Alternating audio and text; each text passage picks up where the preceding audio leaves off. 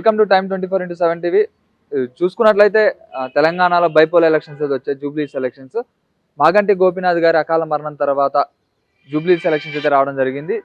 అలాగే ఈ ఈ పోటీలో కూడా చాలా వరకు కూడా పార్టీలు కావచ్చు, అలాగే ఇండిపెండెంట్ క్యాండిడేట్లు అందరూ కూడా పోటీ చేస్తూనే ఉన్నారు. మన దగ్గర ఇప్పుడు ఇమ్మడి సతీష్ కుమార్ గారు ఉన్నారు, మనం మాట్లాడదాం. నమస్తే అన్న. జూబ్లీస్ ఎలక్షన్స్ వచ్చినాయి, బైపోల్ ఎలక్షన్స్. చాలా మంది కూడా ఇక్కడ పోటీ చేయాలి, ఇండిపెండెంట్ క్యాండిడేట్ కావచ్చు, నిరుద్యోగులు కావచ్చు, అందరూ కూడా ఇండిపెండెంట్ పోటీ చేస్తున్నారు. అలాగే మీరు కూడా పోటీ చేస్తున్నారు. అధికార పార్టీలు ఉన్నాయి, అలాగే కాంగ్రెస్ ఉంది, బీఆర్ఎస్ ఉంది, బీజేపీ.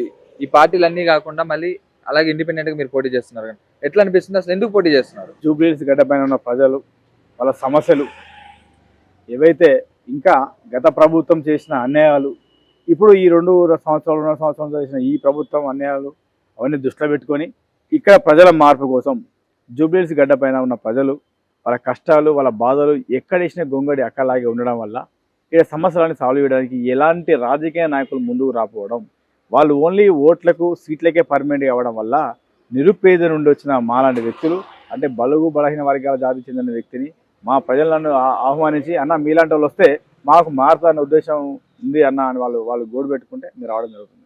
అలాగే ఇంతకుముందు కూడా హుజూరాబాద్ లో కూడా మీరు పోటీ చేశారు. పోటీ చేసినప్పుడు కూడా ఇండిపెండెంట్ క్యాండిడేట్ పోటీ చేశారు. సరే, అది అయిపోయింది. ఇక్కడ కూడా మీరు హుజూరాబాద్ క్యాండిడేట్, మళ్ళీ నాన్ లోకల్ అయితే ఇక్కడ జూబ్లీహిల్స్ ప్రజలు కూడా ఈయనకి ఎందుకు వేయాలి అని అంటే సమాధానం ఏం చెప్తారు? ఇక్కడ లోకల్ నాన్ లోకల్ కాదండి, మాగాడి గోపీనాథ్ గారు కూడా ఇవరకు నాన్ లోకల్ క్యాండిడేటే. నేను గత 20 సంవత్సరాల నుండి, నాకు జూబ్లీహిల్స్ గడ్డ కొత్త కాదు. నేను 22 అంటే మ్యాక్సిమం 2001, 2000 వచ్చినప్పుడు కూడా ఇదే ఇంద్రనగర్, జూబ్లీహిల్స్, రైమత్ నగరు, పంజాగుట్ట ఈ ప్రాంతంలో నివసించిన వ్యక్తిని. ఇక్కడ నేను తెలంగాణ యువత ఆర్గనైజేషన్, స్టేట్ ఆర్గనైజేషన్ అధ్యక్షుడిని. నా ఆర్గనైజేషన్ రాష్ట్రం మొత్తం ఉంది, ఇక్కడ కీలకంగా ఉంది. కాబట్టి నేను ఇక్కడ పోటీకి అర్హుడు కాబట్టి పోటీ చేస్తున్నాను. లోకల్ నాన్ లోకల్ వ్యవహారం అంటే అలాంటి ఫీలింగ్స్ తీసుకోవడం కాదండి. అలాంటప్పుడైతే ఇక్కడ వేసే ఓట్లు అందరూ లోకల్లో ఉన్నారా? ఆంధ్ర వాళ్ళు సగం మంది ఉన్నారు కదా, నార్త్ వాళ్ళు ఉన్నారు కదా. కాబట్టి ఇక్కడ లోకల్ నాన్ లోకల్ కాదు, ప్రజలు ఆశీర్వదించాలి, ప్రజలు దీవించాలి, వాళ్ళ యొక్క బాగోగులు చూసే వ్యక్తిగా మనం ఉండాలి. కానీ ఇక్కడ లోకల్ నాన్ లోకల్ దాని టాపికే కాదు. ఇక్కడ అంటే ఎలాంటి పనులు చేయడానికి ఈ ఇండిపెండెంట్ క్యాండిడేట్ పోటీ చేస్తున్నారు? అంటే ఎక్కడ పనులు ఆగిపోయినాయి, ఎక్కడ అంటే ఈ అధికార పార్టీ పనిచేయలేదా, లేకపోతే ఇంతకుముందున్న బీఆర్ఎస్ పార్టీ పనిచేయలేదా? ఎందుకు మరి ఈ డెసిషన్? గతంలో ఉన్న బీఆర్ఎస్ పార్టీ పరిస్థితి కూడా అలాగే ఉంది. ఇప్పుడు ఈ 6 గ్యారంటీలే సాల్వ్ చేయలేకపోయారు. ఈ కొత్త ప్రభుత్వంలో ఎలాంటి అభివృద్ధి జరగలేదు. వచ్చిన కాంగ్రెస్ గవర్నమెంట్ పరిస్థితి కూడా అంతగానో బాగలేదు. ప్రజలే అంటే ఈ రోజు నేను చూస్తున్నా, ఉస్మానియా విద్యార్థులు కూడా మాకు నోటిఫికేషన్స్ ఇవ్వలేదు, మాకు చాలా ఇబ్బందిగా ఉంది, మాకు జీవోలు పాస్ చేసేగా నోటిఫికేషన్ లేదనే ఉద్దేశంతో ఉస్మానియా విద్యార్థులు కూడా, చదువుకునే విద్యార్థులు కూడా మేము సైతం ముందుకు వస్తామని పోటీకి దిగుతున్నారు. రైతులు కూడా, మొన్న ఉన్న రైతులు కూడా, ఆ యూరియా సంస్థను, ఇంకో సంస్థనే రైతులు కూడా మేము కూడా పోటీకి సిద్ధమంటున్నారు. మా యువత అంటే చాలా మంది, అంటే రాష్ట్రబద్ధంగా మీరు చెప్పే పద్ధతులు కూడా మీరు గుర్తుపెట్టుకోవాలి. యువత ముందుకు రావాలంటారు, ముందుకు వస్తే ప్రజలు ఆశ్రయిస్తారు. అందుకే మేము ముందుకు వస్తున్నాం. మా యువతను మమ్మల్ని ఖచ్చితంగా ఈ జూబ్లీ ప్రజలు కడుపులో పెట్టుకున్న ఉద్దేశంతో ముందు దిగుతున్నాం. ఇక్కడ ఉన్న ప్రజలు చాలా సేవాభావంతో ప్రజలు, వాళ్ళకి పనిచేసే వ్యక్తి కావాలి, అదే ఉద్దేశంతో మేముందాం. అంటే ఇంతకు ముందున్న వ్యక్తులు ఎవరు పనిచేయలేదంటారా? 100-200% గత ప్రభుత్వం కానీ ఇప్పుడు ప్రభుత్వం కానీ పనిచేయలేదు. ఎక్కడ వచ్చిన గొంగళి అక్కడే ఉంది. ఇక్కడ ఎలాంటి అభివృద్ధి జరగలేదు. జూబ్లీహిల్స్ నియోజకవర్గంలో ఎలాంటి అభివృద్ధి లేదు. అంటే మీరు ఎలాంటి పని చేస్తారు ఒకవేళ అధికారులు?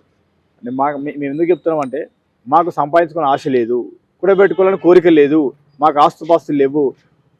ప్రజల మధ్యకి వెళ్తాం, ప్రజల లక్ష్యంగా ముందుకెళ్తాం. పని తప్ప మాకు వేరే పనే లేదు. నాకు ఇంకా వేరే పని లేదు. మా ఓటర్లకు, ఈ జూబ్లీహిల్స్ ఉన్న ప్రజలకు ఏ కష్టం వచ్చినా గేటు బయటే ఉంటాం. ఫోన్ చేసి కట్ చేసి లోపు ఇంటి ముందు పనిచేస్తాం, నమ్మకంతో ముందుకు వస్తున్నాం. మాకు వ్యాపారాలు చేయాలి, బిజినెస్ చేయాలి, కోట్లు కూడా సంపాదించుకునే ఆశలు లేవు. మాకు వేరే బిజినెస్లు, వ్యాపారాలు లేదు. మాకున్న లక్ష్యం ఒకటే, మా జూబ్లీహిల్స్ ప్రజలు పని చేసుకోవడం తప్ప ఇంకేం లేదు. అయితే కాంగ్రెస్ పార్టీ నుంచి కూడా నవీన్ యాదవ్ కుమార్ కూడా నిలబెడుతున్నారు అన్నమాట. ఆయనకి అన్ని కూడా వర్కౌట్ అయ్యేది. ఇంతకు ముందు చూసుకున్నట్లయితే 2 సార్లు పోటీ చేసిండు, ఓడిపోయిండు, సానుభూతి ఉంటుంది. అలాగే ఇప్పుడు బీసీ బిడ్డ, ఇవన్నీ చూసుకున్నట్లయితే గెలిచే అవకాశం ఉందని కూడా కొంతమంది అంటున్నారు. మరి దానికి మీరేం చెప్తారు? ఈ సమాధానం, ఎవరు ఏదైనా కూడా రాజకీయ క్షేత్రంలో ప్రతి వాళ్ళు ఎక్కడైనా పోటీ చేయాల్సి, ఎవరైనా పోటీకి దిగచ్చు. నవీన్ కుమార్ యాదవ్ గురించి చెప్పారే కాబట్టి చెప్తున్నాను. అతని గతంలోనే ఒక వార్డ్ నెంబర్ గెలవని పరిస్థితి, వాళ్ళ ఫ్యామిలీ బ్యాక్గ్రౌండ్ కూడా అంత పెద్దగా లేదనేది వినికిడి. ఇంకోటి, వాళ్ళ కుటుంబంలోనే వాళ్ళ కుటుంబం వాళ్ళే ఒక రౌడీ షీటర్కు ఎలా బీఫామ్ ఇస్తారని కేసు పెట్టిన దాఖలు ఉన్నాయి, వింటూనే ఉన్నాం. ఎవరు పెట్టారు? అంటే ఇంకా మనం న్యూస్లలో చూస్తూనే ఉన్నాం. వాళ్ళ ఆ. మరదలు వాళ్ళు పెట్టారు, వాళ్ళ ఫ్యామిలీ వాళ్ళు పెట్టారన్నారు. ఓకే. తర్వాత అదే సొంత పార్టీలో కూడా అసంతృప్తిగా ఉన్నారు.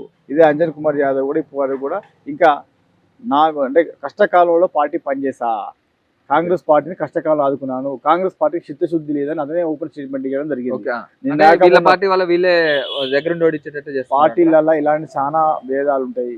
ఒకరి టికెట్ ఇస్తే 9 మంది వెనక నుండి ఎలా పోటీ ఎన్ని పోటీ కొడాలని రెడీగా ఉంటారు. కాబట్టి అంతగానం పార్టీ బీఫామ్ రాగానే గెలిచే ఉద్దేశాలు ఉండవు. ఏదో ఇల్లు కలగానే పండగ కాదండి, వెయిట్ చేయండి. ఓకే. అలాగే చూసుకున్నట్లయితే బీఆర్ఎస్ పార్టీలో మాగంటి గోపీనాథ్ గారు అకాల మరణం తర్వాత వాళ్ళ వైఫ్కి ఇచ్చారనమాట, సునీత గారికి. అయితే వాళ్ళకి సెంటిమెంట్ ఏమన్నా సానుభూతి వర్కౌట్ అయ్యే అవకాశం ఏమైనా ఉందా? గత బీఆర్ఎస్ ప్రభుత్వంలో ఉన్న వ్యక్తులు ఎవరు పనిచేయలేదని అసంతృప్తి ఉన్న ప్రజలు వీళ్ళంతా. ఓకే. అతను ఇంతవరకు కూడా చెప్తున్నా కదా, ఎక్కడ వేసిన కొంగడు అక్కడే ఉన్నట్టు 10-15 ఏళ్ళు వాళ్ళు ఉన్నా కూడా 10 సంవత్సరాలు ఏళ్ళినా కూడా ఏ అభివృద్ధి కాలేదు. కాబట్టి వాళ్ళ మీద అంత పెద్దగా ప్రజలకు అంత లేదు. వాళ్ళ భార్యకి ఇవ్వడం వల్ల ఇంకా మైనస్ అయిపోయింది అక్కడ. ఓకే. ఎందుకంటే ఇంకా పనిచేసే వాళ్ళు ఉన్నారు వాళ్ళ కుటుంబంలో. వాళ్ళ కుటుంబంలో వాళ్ళ బ్రదర్ ఉన్నాడు. వాళ్ళ బ్రదర్కి ఇస్తే ఎంతో కొంత ఆలోచన చేసు, అంతేగాని వాళ్ళ భార్యకి ఇవ్వడం వల్ల చాలా మైనసే. అంటే ఏ విధంగా మైనస్ అవుతుంది? వాళ్ళ సంత తల్లిగారు ఉన్నారు. మా కొడుకు చనిపోయాడు, మా కొడుకు లేడు, మా కుటుంబానికి మా కొడుకు తర్వాత మా భార్య మా కోడలు ఉంది, మా కోడలు కొట్టి ఏమని చెప్పానండి? రాదు చెప్పరు. ఎందుకంటే వాళ్ళ కుటుంబ సమస్యలు వాళ్ళకే ఉన్నాయి. కుటుంబంలో అతను వేయిన తర్వాత వాళ్ళ భార్యకి టికెట్ ఇస్తారని వాళ్ళ బ్రదర్ ఉన్నాడు, వాళ్ళ బ్రదర్ టికెట్ ఇవ్వాలి, వాళ్ళ బ్రదర్కి గెలిపేయాలి కదా. మగ వ్యక్తి ఉన్నాడు కదా అక్కడ. సరే తనకు ఆడవాళ్ళకి ఇచ్చేయాలని అంటలేదు. సరే వాళ్ళ ప్రభుత్వం వాళ్ళ ప్రభుత్వం ఇవ్వాల్సిన చదవలేదు, కానీ అసంతృప్తిగా ఉన్నారండి. గతంలోనే మాగంటి గోపీనాథ్ ఇంకా ఏం చేయలేదు, ఇక్కడ అభివృద్ధి చేయలేదన్న వాళ్ళ అసంతృప్తిగా ప్రజలైతే ఉన్నారు. ఓకే.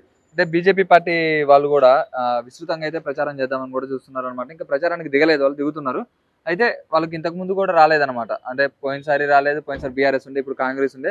అంటే ఒక్కసారి ఛాన్స్ ఇవ్వండి అని చెప్పినా కానీ ప్రజలు ఆలోచించే అవకాశం ఏమైనా ఉందా? బీజేపీ పరిస్థితి ఇక్కడ అంత అనుకూలంగా ఉండదు. ఎందుకంటే ఇక్కడ దాదాపు 60% 50% ముస్లిం మైనార్టీ ఓట్లు ఉంటాయి. వాళ్ళు ఎట్లా ఎట్టి పరిస్థితులలో బీజేపీకి ఓటేసే పరిస్థితి ఉంటుంది. బీజేపీ అభ్యర్థి కూడా ఇంతవరకు డిసైడ్ కాలేదు. సో వాళ్ళ ఆలోచన వాళ్ళు ఉన్నారు. బీజేపీ అనేది ఇంతవరకు ఇక్కడ వినవలేదు, ఇక్కడ రాలేదు. మేమైతే ఎవరు ఎంతమంది పోటీ చేసినా, ఎంతమంది వచ్చినా కూడా ఇండిపెండెంట్ అభ్యర్థిగా మేము ముందుకెళ్తున్నాము. అంటే మీరు సేవే లక్ష్యంగా ప్రజల బాగోగుల కోసం, ప్రజల క్షేమం కోసం ప్రజలకు వెళ్తున్నాం. తప్పకుండా ప్రజలు మమ్మల్ని ఆశ్రయిస్తారు. ఎందుకంటే ఇక్కడ కోట్లు గుమ్మరిచ్చి మళ్ళీ 100 కోట్లు సంపాదించుకున్న నాయకులు మాకు వద్దు. అంటే ఇక్కడ అంటే ప్రజలకి ఎంతో కొంత డబ్బు ఇచ్చి కోటరు మందు ఇస్తే ఓట్లు వేసే స్థితికి చాలా వరకు కూడా చాలా మంది కూడా ఉన్నారని కూడా అంటున్నారు. అంటే మీ దగ్గర మీకు పైసలు ఎక్కడి నుంచి వస్తున్నాయి? మీరు అంటే ఇండిపెండెంట్ పోటీ చేస్తున్నారు, మీకు ఎలాంటి ఏమీ లేవని చెప్తున్నారు కదా. మరి మీకు డబ్బులు కావాలి, ఒక 20 లక్షలు 30 లక్షల దాకా కావాలి. ఎందుకంటే తిరగడానికి, క్యాంపెయిన్ చేయడానికి కావచ్చు, మీతో పాటు వచ్చిన కార్యకర్తలకు కావచ్చు, అలాగే ఫ్లెక్సీలకు కావచ్చు, ఫుడ్ కావచ్చు, నామినేషన్కి కావచ్చు, ప్రతి ఒక్క దానికి కూడా పైసలు అనేవి కావాలా. మీకు ఎక్కడి నుంచి వస్తున్నాయి పైసలు? మరి ఇక్కడ 2 విషయాలు చెప్తాను.